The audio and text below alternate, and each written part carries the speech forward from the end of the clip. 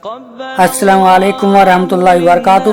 प्यारे दोस्तों, अगर अभी तक आपने हमारे चैनल को सब्सक्राइब नहीं किया तो चैनल को सब्सक्राइब कर ले और आल के बटन पर क्लिक कर दे ताकि हमारी आने वाली वीडियो का नोटिफिकेशन आपको मिलता रहे। देखो, अपने इलाकों के स्टैंडर्ड को देखो और जरा दूसरे इलाकों का जायजा लो। हम इतने सस्ते हो गए, हमारा मोहल्ला इतना सस्ता हो गया, हम जहां बसे वहां की जमीन की कीमत भी घट जाए। मुसलमानों, उसकी वजह सबसे बड़ी यह है हमारा किरदार, हमारी लाइफ स्टाइल, हमारी बुराइयां, हमारी आवारगियां, यह हमारी जमीन की कीमत भी बढ़ने नहीं देती और हमारी कीमत भी बढ़ने नहीं देती। आज तुम्हें अहद करना होगा, आज तुम्हें आज़्म मुसम्मम करना होगा, आज सबको मिलकर मंसूबा बनाना होगा कि हम इंशाअल्लाह कोशिश करेंगे जमीन की कीमत बढ़े या ना बढ़े, अल्लाह के नजदीक हमारी कीमत बढ़ जाए।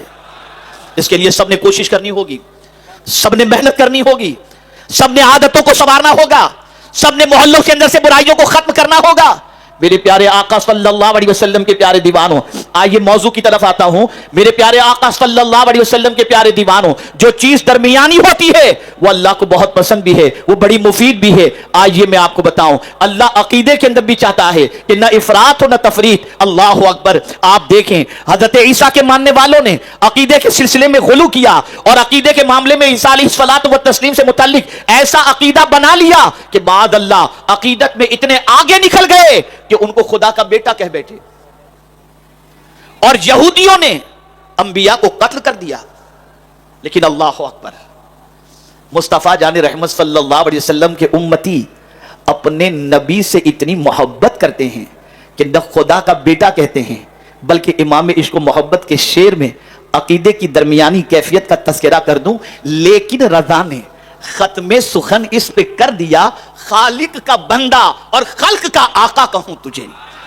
मेरे प्यारे आका सल्लल्लाहु ताला अलैहि वसल्लम के प्यारे दीवानों, याद रखें, ईमान के हवाले से भी रसूल आजम सल्लल्लाहु ताला अलैहि वसल्लम ने जो हमें तालीम अता फरमाई है, वहां भी दरमियान की पोजीशन, अल ईमान बैनल खौफ वर रजा। आप अंदाजा लगाएं, ईमान खौफ और उम्मीद के दरमियान को कहते हैं। आप जानते हैं मेरे प्यारे आका सल्लल्लाहु अलैहि वसल्लम के प्यारे दीवानों, ईमान खौफ और उम्मीद के दरमियान हुआ करता है। अब आपको बताऊं, खौफ और उम्मीद ये कैसे,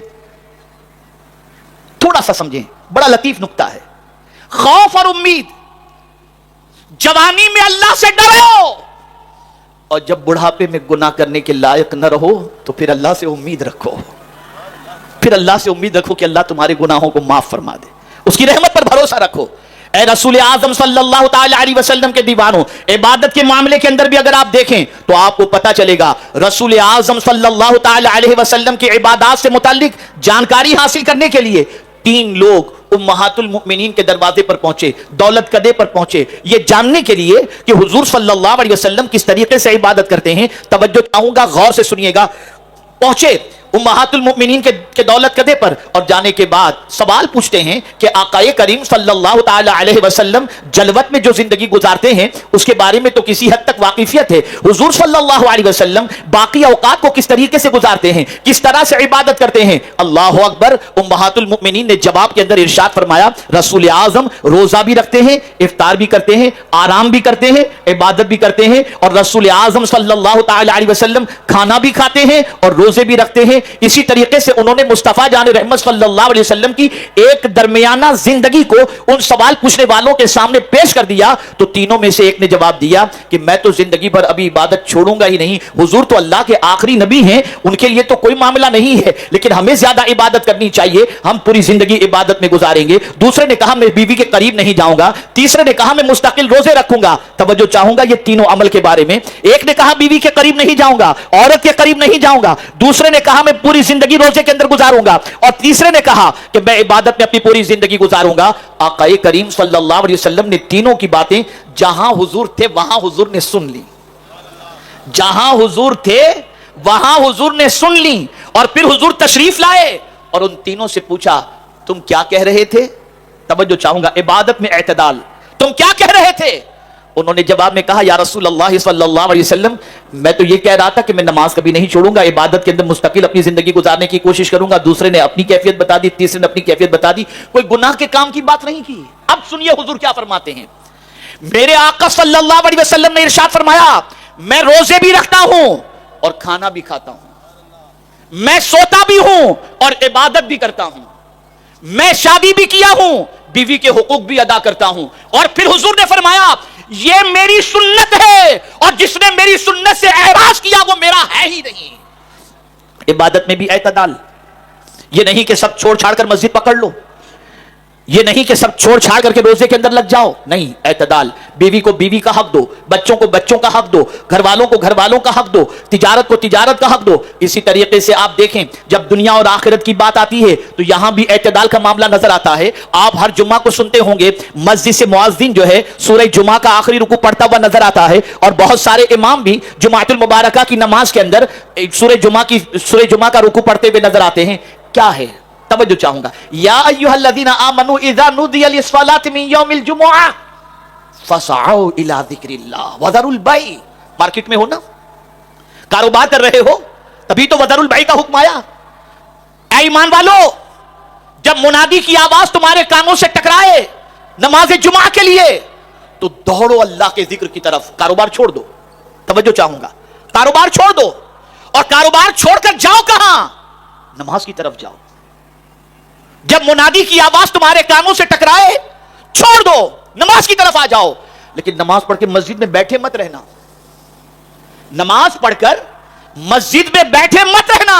فَإِذَا قُضِيَتِ الصَّلَاةُ فَانتَشِرُوا فِي الْأَرْضِ وَابْتَغُوا مِنْ فَضْلِ اللَّهِ، اور جب تم نماز ادا کر لو تو زمین پر پھیل جاؤ اور روزی تلاش کرو، یعنی دنیا بھی حاصل کرو، آخرت بھی حاصل کرو، بندگی بھی کرو، روزی بھی کماؤ، دونوں چیزوں کو رکھا گیا۔ ہمارے یہاں اسی لیے رہبانیت ہے ہی نہیں۔ میرے پیارے آقا صلی اللہ تعالی علیہ وسلم کے پیارے دیوانوں، یہ نہیں بتایا گیا کاروبار چھوڑو اور 4 مہینے کے لیے نکل جاؤ، یہ نہیں بتایا گیا ماں باپ کو تڑپتا چھوڑو نکل جاؤ، نہیں نہیں، تم ماں باپ کی خدمت بھی کرو۔ اور ماں باپ کی خدمت کی اگر بات آتی ہے تو میرے پیارے آقا صلی اللہ تعالی علیہ وسلم کے پیارے دیوانوں، رسول اعظم صلی اللہ علیہ وسلم نے جہاد جیسے موقع پر بھی جب ماں اور باپ کی بات آتی ہے تو صحابہ سے سرکار نے فرمایا ان کی خدمت کرنا یہ جہاد سے بھی افضل و اعلیٰ ہے۔ اور آج لوگ نکل جاتے ہیں 4.5 مہینے کے لیے اور ماں تڑپتی رہتی ہے، بیوی بلکتی رہتی ہے، کاروبار ٹھپ ہو جاتا ہے، تعلیم کا جنازہ نکل جاتا ہے، یہ ساری چیزیں ہوتی ہیں۔ اسلام نے یہ طریقہ نہیں سکھایا، اسلام نے ہمیں درمیانی طریقہ عطا فرمایا ہے۔ اب آئیے جس چیز کی طرف آج خاص طور پر میں آپ کو ابھارنا چاہتا ہوں اور جس چیز کی طرف آپ کی توجہ کو خاص طور پر مبذول کرنا چاہتا ہوں، اگر آج میں اس مقصد کے اندر کامیاب ہو گیا اور یہ بات آپ کے حلق کے اندر اتارنے میں اور آپ کی سماعتوں کے حوالے کرنے کے بعد آپ تک پہنچانے میں کامیاب ہو گیا اور آپ نے اگر اسے قبول کر لیا تو آج کا اجتماع انشاءاللہ ضرور کامیاب ہوگا۔ آپ جانتے ہیں ہماری قوم کا مزاج کیا ہو گیا؟ آج ہماری قوم کا مزاج بڑا عجیب ہے۔ زندگی اس طریقے سے گزارنا ہے کہ ایسا لگے کوئی شاہی زندگی گزار رہا ہے، بادشاہ جیسی زندگی۔ اس کو اگر یہ کہوں تو غلط نہ ہوگا، آمدنی 2 روپے کی اور خرچہ 20 روپے کا، اور اس کام کے اندر اخراجات کے سلسلے میں اور وہ بھی فضول خرچی کے سلسلے میں اگر ماحول گھر کا بنانے والا کوئی ہے تو یہ مرد نہیں، یہ عورتیں ہیں۔ عورتوں کی فیشن ختم نہیں ہوتی۔ ایک شادی کی تقریب کے اندر جو جوڑا پہن لیا، اب دوسری شادی میں وہ جوڑا پہن کر جانا اپنے لیے توہین سمجھتی ہیں۔ کبھی انہوں نے نہیں سوچا کہ شوہر کی جیب اجازت دیتی ہے کہ نہیں دیتی، شوہر کی پوزیشن ہے یا نہیں ہے۔ اگر ہم کہیں کہ معاشرے کے اندر اگر حرام کاروبار پھیلا ہے اور حرام کی طرف اگر توجہ مبذول ہوئی ہے تو کسی حد تک اگر مردوں کا قصور ہے تو کچھ نہ کچھ فیصد خواتین کا بھی اس کے اندر رول ضرور ہے۔ ان کی ڈیمانڈ، ان کا تقاضا، آسائش کے سامان کے سلسلے میں ان کی فرمائشیں، ان ساری چیزوں نے ان کو پریشان ضرور کیا ہے اور اس کی وجہ سے آدمی پریشان ہو جاتا ہے۔ اب آئیے سنیے قرآن اس کے بارے میں کیا کہتا ہے۔ قرآن نے رحمان کے بندوں کا تذکرہ کیا، وہ بندے جن کو قرآن نے رحمان کا بندہ کہا، بڑے نیک بندے، ان کی صفات قرآن نے بیان کی۔ وعباد الرحمن الذین یمشون علی الارض ہونا واذا خاطبهم الجاہلون قالوا سلاما والذین یبیتون لربهم سجدا وقیاما، یہ ان کی صفات قرآن بیان کرتا ہے۔ اور اس کے بعد جو صفت کا ذکر قرآن نے بیان فرمایا اسے سنو، والذین اذا انفقوا لم یسرفوا ولم یقتروا وکان بین ذلک قواما۔ جو رحمان کے بندے ہیں وہ جب خرچ کرتے ہیں نا تو اسراف نہیں کرتے، فضول خرچی نہیں کرتے، اور ایسا بھی نہیں کہ بالکل خرچ نہیں کرتے بلکہ وہ تنگی بھی نہیں کرتے, نہ فضول خرچی کرتے ہیں اور نہ تنگی کرتے ہیں, بلکہ درمیان والی راہ وہ اختیار کرتے ہیں. میرے پیارے آقا صلی اللہ تعالی علیہ وسلم کے پیارے دیوانوں, یہاں پر اعلیٰ حضرت عظیم البرکت امام عشق و محبت نے فرمایا ناحق جگہ پر اپنے مال کو خرچ کرنا یہ ہے اسراف, اس کو کہتے ہیں فضول خرچی.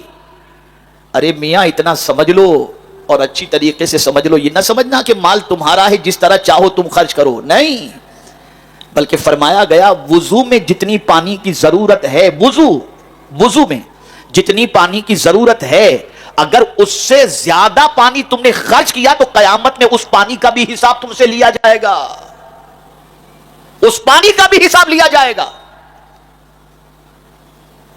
میرے پیارے آقا صلی اللہ تعالی علیہ وسلم کے پیارے دیوانوں, آج اگر ناحق خرچ کے حوالے سے دیکھا جائے, ناحق جگہ پر پیسہ استعمال کرنے کے حوالے سے دیکھا جائے, تو ذرا آپ دیکھ لیں, اندازہ لگا لیں تو آپ کو پتا چلے گا. آج ہمارے یہاں صرف ممبئی شہر کی شادیوں کے اوپر اگر دیکھا جائے, جو خرچ ہوتا ہے, اگر ایک سال شادی میں خرچ جو فضول ہوتا ہے ان خرچوں کو روک دیا جائے اور ان خرچوں کے ذریعے اگر آدمی چاہے تو ہر سال ممبئی کی سرزمین پر ایک کالج تعمیر ہو سکتی ہے.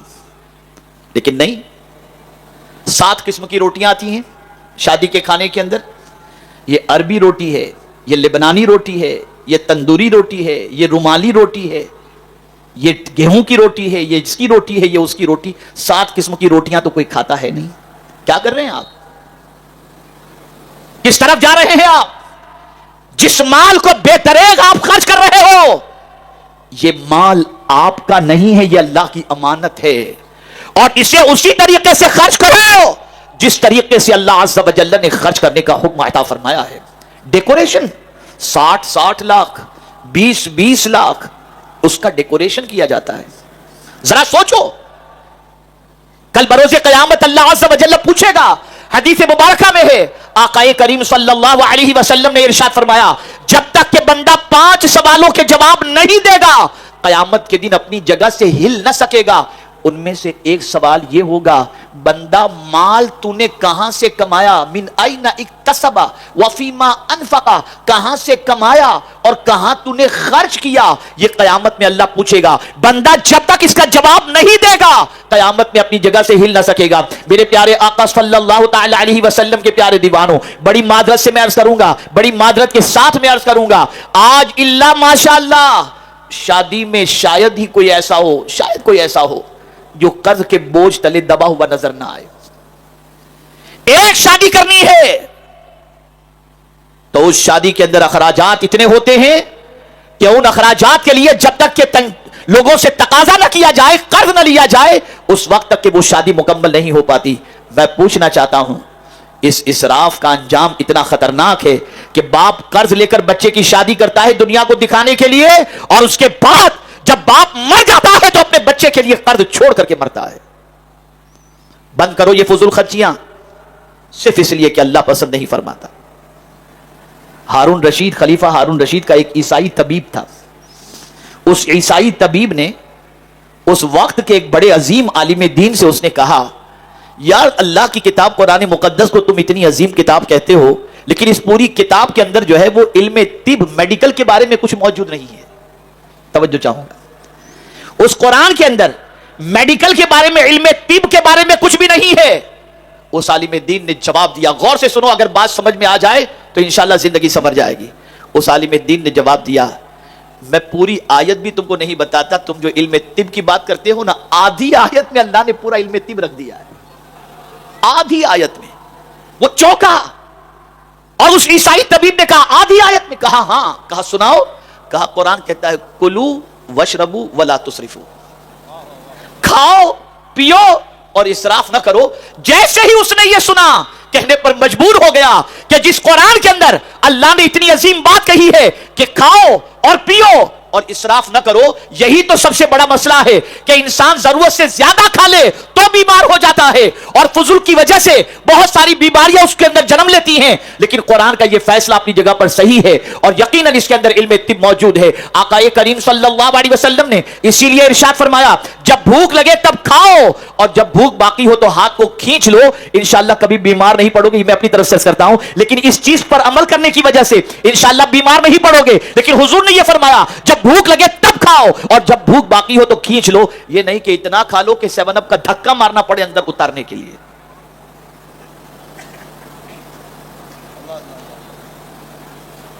आज मुस्लिम मोहल्लों के अंदर जरा देखिए, रात के 2-2 बजे तक टांगे तोड़ी जाती है बकरियों की, मुर्गों की, और खूब खाया पिया जाता है। अजीब कैफियत है हमारी। तो जहां कुरान ने कहा कुलू वशरबू वला तुसरिफू, खाओ पियो और इसराफ न करो, फिर आगे अल्लाह ने फरमा दिया कि मेरे बंदो तुम चाहते हो सब तुमसे मोहब्बत करें, मैं भी चाहता हूं कि मैं तुमसे मोहब्बत करूं, लेकिन अगर तुम चाहते हो कि कोई तुमसे नफरत न करे तो मैं भी चाहता हूं कि मैं तुमसे नाराज न हूं। तो मेरे बंदो सुन लो, अगर तुम चाहते हो कि मैं तुमसे नाराज न रहूं और तुमको नापसंद न करूं तो तुम इसराफ की आदत को छोड़ दो। कुलू वशरबू वला तुसरिफू इन्नल्लाह ला युहिब्बुल मुसरिफीन, के बेशक अल्लाह फजूल खर्ची करने वाले से मोहब्बत नहीं फरमाता, इसराफ करने वाले से मोहब्बत नहीं फरमाता। और जानते हैं आप, ये जो आज बहुत सारे इस किस्म के अखराजात करने वालों को नसीहत की जाती है, जो फजूल खर्ची करते हैं और नसीहतों का असर नहीं होता, हालांकि ये आयत आले फिरौन के सिलसिले में है, लेकिन सबक के तौर पर देखा जाए तो इंसान का अल्लाह के फरमान की तरफ न बढ़ना और हिदायत कबूल न करना, उसकी एक वजह यह भी है कि बंदा इसराफ का शिकार है। इसीलिए कुरान कहता है इन्नल्लाह ला यहदी मन हुवा मुसरिफुन कज़्ज़ाब, कि बेशक अल्लाह अज़्ज़ व जल हद से तजावुज करने वाले और बहुत झूठ बोलने वाले को हिदायत अता नहीं फरमाता। मेरे प्यारे आका सल्लल्लाहु ताला अलैहि वसल्लम के प्यारे दीवानों, उम्मीद है आपको ये बयान पसंद आया होगा। तो वीडियो को लाइक करें और अपने दोस्तों में, रिश्तेदारों में शेयर जरूर करें ताकि उनके अमल में इजाफा हो सके और सवाबेदार हासिल कर सके।